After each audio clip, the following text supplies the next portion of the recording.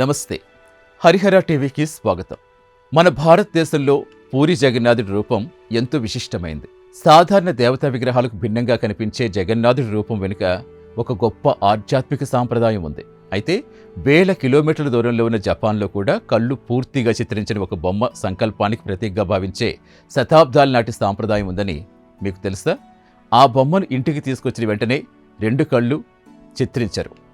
ముందుగా ఒక కోరిక లేదా లక్ష్యాన్ని నిర్ణయించుకుంటారు. ఆ తర్వాత ఒక కన్ను మాత్రమే నల్లగా నింపుతారు. లక్ష్యం నెరవేరే వరకు రెండో కన్ను ఖాళీగానే ఉంటుంది. కోరిక నెరవేరాకే రెండో కన్నును పూర్తి చేస్తారు. ఇంతకీ ఆ బొమ్మేంటి? దానికి భారతదేశంతోనే సంబంధం ఏంటి? బోధిధర్ముడికి ఈ జపనీస్ సాంప్రదాయానికి సంబంధం ఏంటి? దరుమా బొమ్మను కింద పడేస్తే మళ్ళీ ఎందుకు నిలబడుతుంది? జపాన్ సంస్కృతిలో అత్యంత ఆసక్తికర దరుమా సాంప్రదాయం గురించి ఇప్పుడు తెలుసుకుందాం.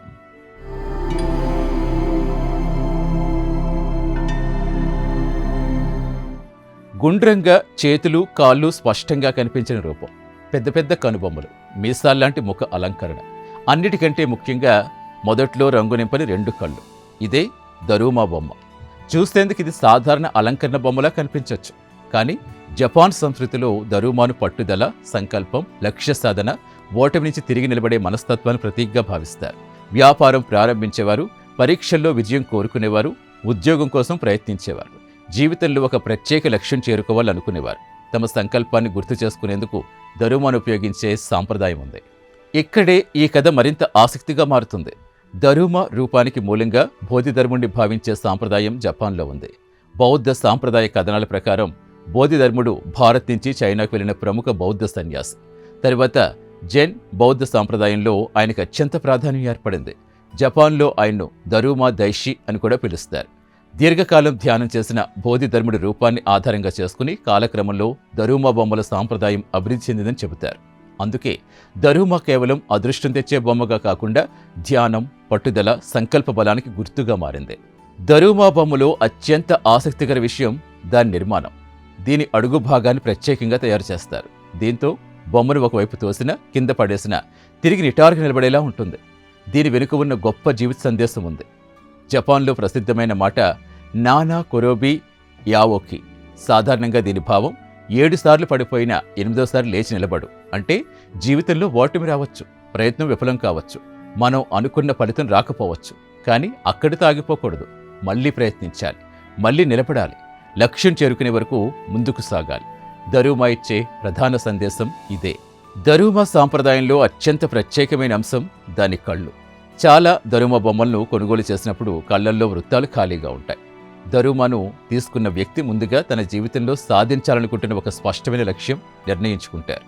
ఉదాహరణకు చదువులో విజయం సాధించాలి, ఉద్యోగం పొందాలి, వ్యాపారంలో ఒక లక్ష్యం చేరుకోవాలి, కొత్త పని విజయవంతంగా పూర్తి చేయాలి. ఇలా ఒక సంకల్పం నిర్ణయించుకున్నాక దరుమా బొమ్మలో ఒక కంటికి నల్లటి రంగు నింపుతారు. ఇక్కడే అసలు విశేషం. మొదటి కన్ను నింపాక దరుమాను ప్రతిరోజు కనిపించే ప్రదేశంలో ఉంచుతారు. అది ఒక విధంగా నేను ఈ లక్ష్యం చేరుకోవాలి అనే విషయం ప్రతిరోజు గుర్తు చేసే సంకల్ప చిహ్నంగా పనిచేస్తుంది. కేవలం బొమ్మను పెట్టుకుని కోరిక నెరవేరుతుందని ఎదురుచూడటం ఈ సాంప్రదాయ ఉద్దేశం కాదు. తమ లక్ష్యం కోసం క్రమశిక్షణతో పనిచేయటం, మధ్యలో ఎన్ని అడ్డంకులు వచ్చినా ప్రయత్నం కొనసాగించటం ఇందులో ప్రధాన భావన. చివరకు అనుకున్న లక్ష్యం సాధించాక దరుమాకు రెండో కన్ను కూడా నింపుతారు. రెండు కళ్ళు పూర్తవడం అంటే చేసిన సంకల్పం పూర్తయిందనే గుర్తుగా భావిస్తారు.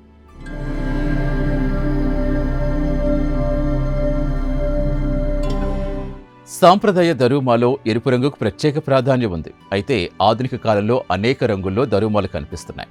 ఆ రంగులకు కూడా వివిధ సంకేతార్థాలు అనుసంధానించే ఆచారం ఏర్పడింది. ఎరుపు దరుమా సాంప్రదాయంగా రక్షణ, పట్టుదల, శుభానికి సంబంధించిందిగా భావిస్తారు. ఇక తెలుపు దరుమా కొత్త ప్రారంభాలు, పవిత్రత వంటి భావాలతో అనుసంధానిస్తారు. పసుపు లేదా బంగారు రంగు దరుమా సంపద, ఆర్థిక విజయం, అదృష్టం సూచిస్తుందని భావిస్తారు. నలుపు దరుమా రక్షణ, అడ్డంకులు ఎదుర్కొనే శక్తికి సంకేతంగా ఉపయోగించే సందర్భాలు ఉన్నాయి. ఇక నీలం దరుమా విద్య, కెరీర్, వ్యక్తిగత అభివృద్ధి వంటి లక్ష్యాలకు ఉపయోగించే ఆధునిక సాంప్రదాయాలు కనిపిస్తాయి. అయితే రంగుల అర్థాలు ప్రాంతం, ఆలయం, తయారీదారుని బట్టి మారవచ్చని గుర్తుంచుకోవాలి. జపాన్లో దరుమా సాంప్రదాయంతో ప్రత్యేక అనుబంధం ఉన్న బౌద్ధ ఆలయాలున్నాయి. వాటిలో గున్మా ప్రాంతంలో షోరిన్జన్ దరుమాజీ ఎంతో ప్రసిద్ధి చెందింది. అలాగే ఒసాకా ప్రాంతంలో కత్సువోజీ ఆలయం కూడా విజయ సంకల్పానికి సంబంధించిన అనేక దరుమాలతో ప్రత్యేక ఆకర్షణగా నిలుస్తుంది. ఇలాంటి ఆలయాల్లో చిన్న దరుమా నుంచి పెద్ద దరుమాల వరకు అనేక రూపాలు కనిపిస్తాయి. భక్తులు తమ లక్ష్యాలు సంకల్పించుకుని దరుమాలను తీసుకెళ్లటం, లక్ష్యం పూర్తయ్యాక వాటిని తిరిగి సమర్పించడం వంటి సాంప్రదాయాలు పాటిస్తారు. దరుమా సాంప్రదాయం ఎక్కడితో ముగియదు. కొన్ని ప్రాంతాల్లో పాత దరుమాలను ఆలయాలకు తిరిగి తీసుకెళ్లే ఆచారం ఉంది. వాటిని గౌరవపూర్వకంగా సేకరించి ప్రత్యేక కార్యక్రమాల్లో దహనం చేసే సాంప్రదాయం కూడా కనిపిస్తుంది. దీన్ని సాధారణంగా పవిత్ర వస్తువులకు వీడ్కోలు పలికే ఆధ్యాత్మిక ఆచారంలో భాగంగా చూస్తారు. ఆ తరువాత కొత్త సంవత్సరానికి కొత్త లక్ష్యంతో మరో దరుమాను తీసుకునేవారు కూడా ఉంటారు. అంటే ప్రతి దరుమ ఒక కోరిక మాత్రమే కాదు, మనిషి చేసిన ఒక సంకల్ప ప్రయాణం కూడా గుర్తు చేస్తుంది. ఇక్కడ ఒక విషయం స్పష్టంగా అర్థం చేసుకోవాలి. పూరి జగన్నాథుడి ఆరాధన సాంప్రదాయం, జపాన్లో దరుమ సాంప్రదాయం రెండూ వేరువేరు. మత సాంస్కృతిక సాంప్రదాయాలు వీటికి ప్రత్యక్షంగా ఒకే ఆధారమూలం ఉందని భావించకూడదు.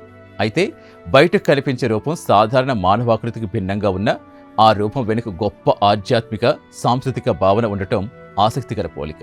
మన దగ్గర జగన్నాథుడి విశిష్ట రూపం వెనుక దివ్యమైన స్థల పురాణాలుంటే, జపాన్లో దరుమా రూపం వెనుక బోధిధర్ముడి స్ఫూర్తి, ధ్యానం, పట్టుదల, సంకల్ప సాధన అనే భావనలు కనిపిస్తాయి. దరుమా సాంప్రదాయం లోతుగా పరిశీలిస్తే ఇందులో ఒక గొప్ప జీవిత సూత్రం కనిపిస్తుంది. కోరుకోవడం మాత్రమే కాదు, ముందుగా లక్ష్యం నిర్ణయించుకోవటం, దాన్ని ప్రతిరోజు గుర్తుంచుకోవటం, ఎన్ని అడ్డంకులొచ్చినా ప్రయత్నం ఆపకుండా ఉండటం, కింద పడితే మళ్ళీ లేచి నిలబడు, చివరకు లక్ష్యాన్ని సాధించు. అందుకే దరుమాకు రెండో కన్ను మనం లక్ష్యం సాధించిన తర్వాతే పూర్తవుతుంది. అది ఒక అద్భుతం జరిగిందనే గుర్తు కంటే సంకల్పాన్ని పూర్తి చేసిన ప్రయాణానికి ప్రతీకగా చూడొచ్చు. దేశాలు వేరైనా, సంస్కృతులు వేరైనా మనిషి కోరుకునేది మాత్రం ఒక్కటే: జీవితంలో విజయం సాధించాలి, కష్టాలు అధిగమించాలి, అనుకున్న లక్ష్యం చేరుకోవాలి. జపాన్లో దరుమా సాంప్రదాయం కూడా ఇదే సందేశం గుర్తు చేస్తుంది. 7 సార్లు పడిపోయినా 8వ లేచి నిలబడాలి. మన సంకల్పానికి మన ప్రయత్నం తోడైతే ఓటమి చివరి మెట్టు కాదు, అది మరో ప్రయత్నానికి మొదటి మెట్టు కావచ్చు. భారతీయ మూలాలతో అనుసంధానించబడిన బోధిధర్ముడి రూపం జపాన్లో ఇలాంటి ప్రత్యేక సాంస్కృతిక చిహ్నంగా మారిందనే విషయం మీకు ముందే తెలుసా? దరుమా సాంప్రదాయంపై మీ అభిప్రాయం కామెంట్ చేయండి. ఇలాంటి ప్రపంచ ఆధ్యాత్మిక విశేషాలు, ఆలయ రహస్యాలు, పురాణాలు, సంస్కృతి, సాంప్రదాయాల వెనుక ఉన్న ఆసక్తికర కథల కోసం హరిహర టీవీని ఫాలో అవ్వండి. సర్వే జన సుఖినో భవంతు. ఓం శాంతి శాంతి శాంతి.